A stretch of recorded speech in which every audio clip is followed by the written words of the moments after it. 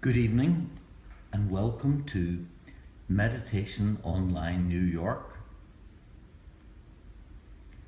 The particular meditation that we're going to show you tonight is called Sahaj Yoga Meditation. I hope you'll enjoy it. I hope you'll find it special. So for people who are absolutely new to meditation, let me start by asking a question. You see this candle? Is it a material, i.e. candle wax with a piece of cotton in it? Or is it a form? And the answer is, of course, it's both. And it has to be both. So here's a hypothesis. Real yoga is meditation. Real meditation is yoga. You can't have one without the other. Now, on the first book written on yoga by Patanjali around 400 AD, he says this on the first page. He said, yoga occurs with the absence of thought.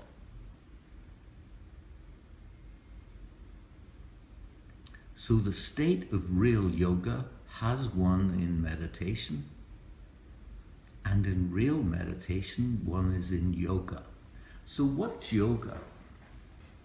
Yoga is a connection of your divine energy and the external divine energy. Call it what you wish, Mother Nature, God, the universal force, whatever. And that connection is a real thing and it's verifiable. It happens when an energy which is mostly asleep in our sacrum bones, the sacrum bone is the big triangular bone at the base of the spine, is awakened. And she, because she's a feminine energy, comes up the spinal column through the spiritual centers that are there. You've probably heard the word chakras, and connects at the top of the head, just above the fontanelle bone area. And that connection is the real meaning of the word yoga, which is a Sanskrit word meaning to join together. And when that connection happens, you are in meditation. It's actually a higher state of consciousness. It's called Turiya in the ancient Vedic scriptures, which means the fourth state. And in that connection, we go into a state that's called thoughtless awareness. We're completely aware of our circumstances, but the thoughts either disappear completely or they slow up a great deal. So the lady that you're looking at in the photograph, her name is Sri Mataji Nirmala Devi, and she is the greatest spiritual personality who's ever been on this planet. Now that's a bold assertion to make, but I'll explain why I say that. Because she uniquely figured out a way of giving en masse self-realization, this yoga en masse. And I've been with her in a soccer stadium in Pune in India with 60,000 people, in the New York Town Hall, in the Ethical Culture Center on the Upper West Side of Manhattan, where she gave realization to many people. The Royal Albert Hall in London is another place. And the reason that we meditate with her photograph is because her photograph gives off energy. So just accept that at the minute as a working hypothesis. You don't have to believe it. Belief doesn't enter into this. This is about your own personal and direct experience, nothing else. And by the way, this is always free. This is a living process. You can no more pay the earth itself to sprout a seed that you plant in it than you can pay for this yoga. So let's try it. Let's put it to the test, because I could talk all night and it wouldn't take you very far. But let's just see for ourselves. So if you're sitting in a chair, you might take your shoes off, put your feet flat on the ground, just slightly apart, your back straight, and open up the hands so that the palms are open and pointing upwards. If you're sitting on the ground, that's okay too. You can sit comfortably.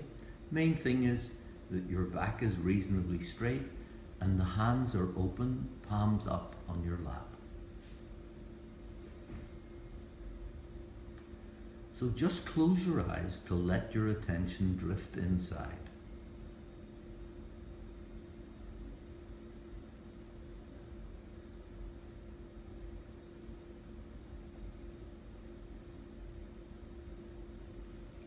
Now we'll begin by taking our right hand and putting it on the heart.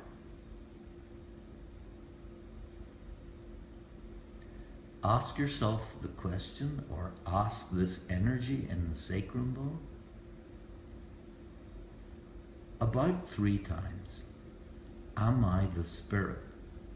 I'll explain why in a minute. Am I the spirit?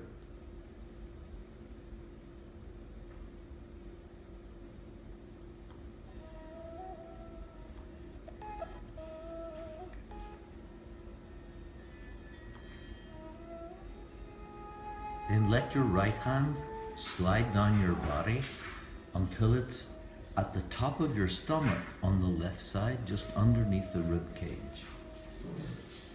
And here, ask the question again 3 times. Am I my own master, or mistress, or guru? Guru means teacher. So whichever word you feel happy with, ask the question 3 times. Am I my own guru?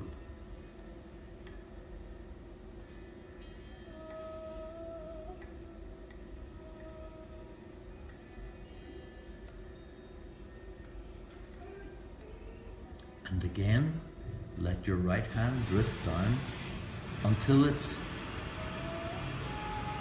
at the bottom of your body on the left side. And here, ask the question, or rather say 6 times, please let me have the pure knowledge.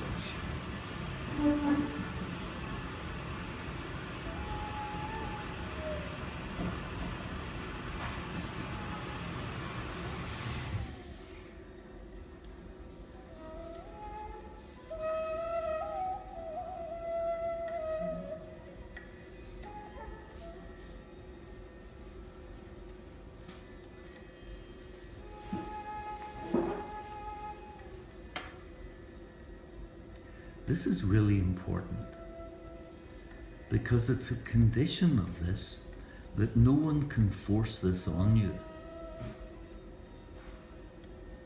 You have to desire it. And the pure knowledge that you're asking for is the knowledge of the Spirit. Not of the commonplace, not of the everyday. Those qualities of the Spirit, which we recognize in other people, but you can read all the books you like and they won't tell you how to develop them. Please let me have the pure knowledge. And this place where your hand is is the seat of pure knowledge. Everything that you could ever need to know of a spiritual nature is located here.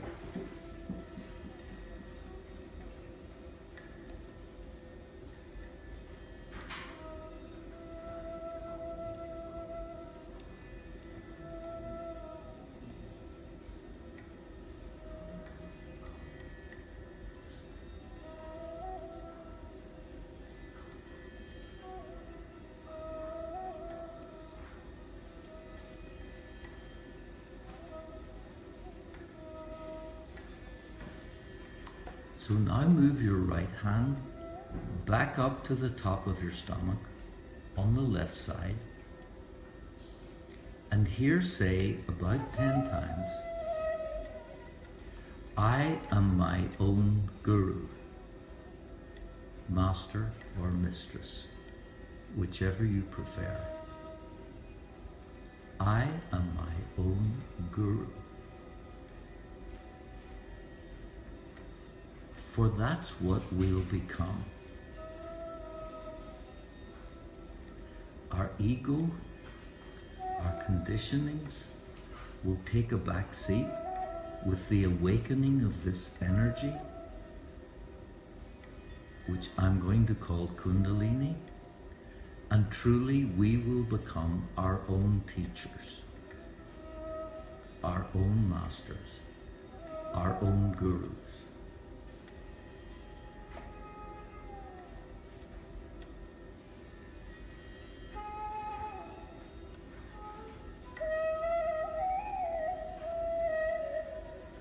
Then take your right hand and put it back on the heart.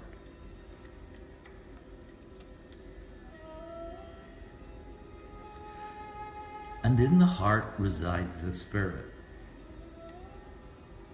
the eternal self. And say about 12 times, I am the spirit.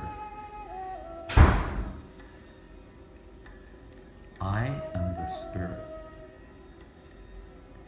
What we're saying is that we're not just this body, blood and bones, this mind, this intelligence.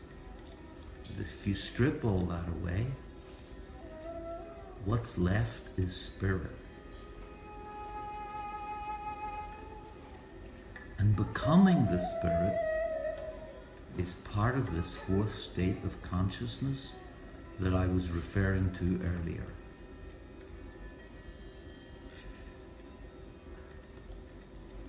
Now bring your right hand and put it where the neck joins the shoulder on the left side, and turn your head to the right a wee bit.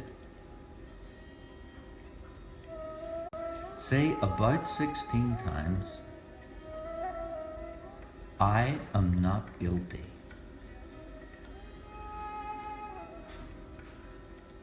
We've all made mistakes, and if we can correct them, we should. However, very often it's not possible. In which case, we have to move on and don't make those mistakes again. But when we become the spirit, truly we are not guilty. And this center that you're holding here causes all sorts of problems in the West when we feel guilty. I am not guilty.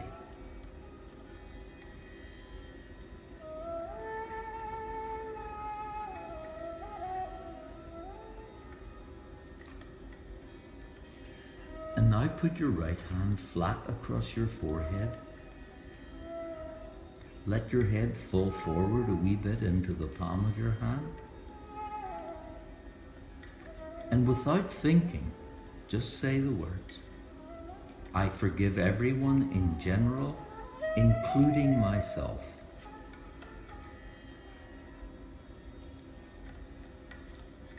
This center, sometimes called the third eye, is better known as the Agnya chakra, and it's the narrow gate. It only opens when we forgive. So just say the words, even if at this stage you don't entirely mean it. I forgive everyone in general, including myself.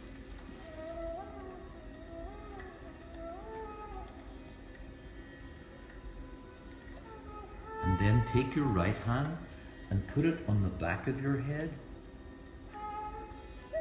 Let your head fall back into the palm and say, if I've made any mistakes against my spirit, please forgive me.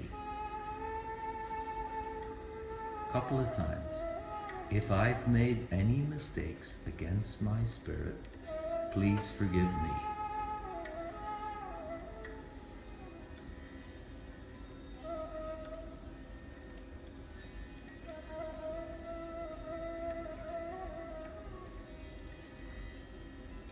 Then take your right hand and stretch it out and put the palm in the crown of your head. So the palm is coming down onto the top of your head. And find the place that was soft when we were babies and press down quite firmly. Rotate your scalp about 7 times in a clockwise direction.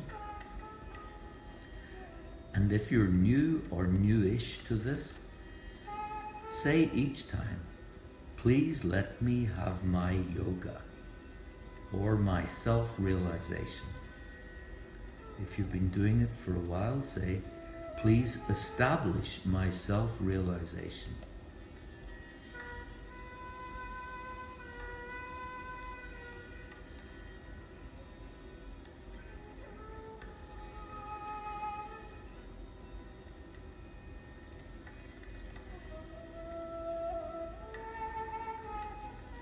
And when you finish, put your right hand back in your lap, palm up, and keep your attention at the top of your head. Now the nature of Sahaj is both spontaneous. The word also means born within. So it's without effort. You don't need to try. Just keep your focus where your hand was above your head for just a few minutes.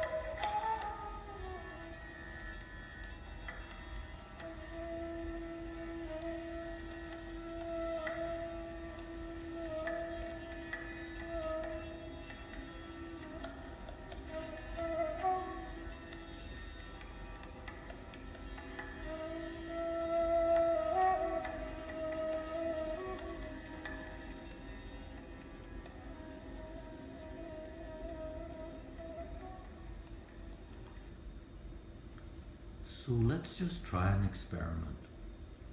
Just lift both hands off your lap,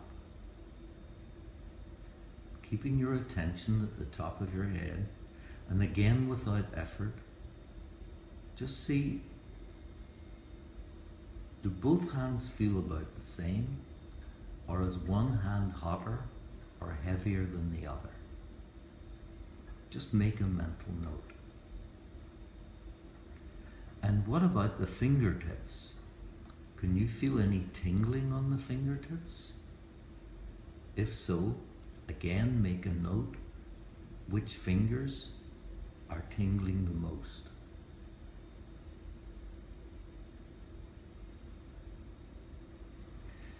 Now these two things mean something, and in the course of the weeks that follow, we'll show you exactly what these things mean.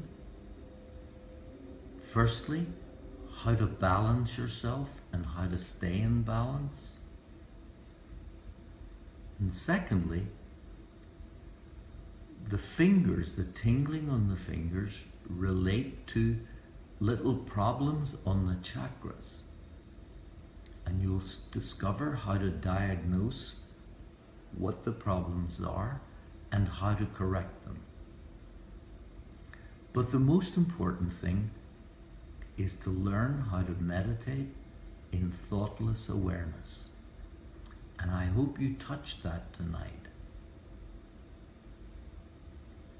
So try to do this meditation twice a day.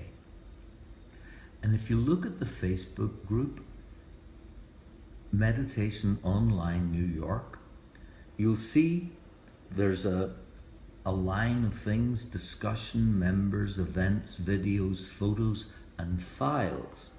If you click on files, you'll find a document, How to Meditate at Home. So try to meditate twice a day. 5 or 10 minutes in the morning, 5 or 10 minutes in the evening. And if you have any questions, don't hesitate to ask. We are here to help you on the same basis that many years ago somebody helped me and somebody helped the other people too. So we're happy to be of help to you, and we hope you enjoy this as much as we enjoy being with you.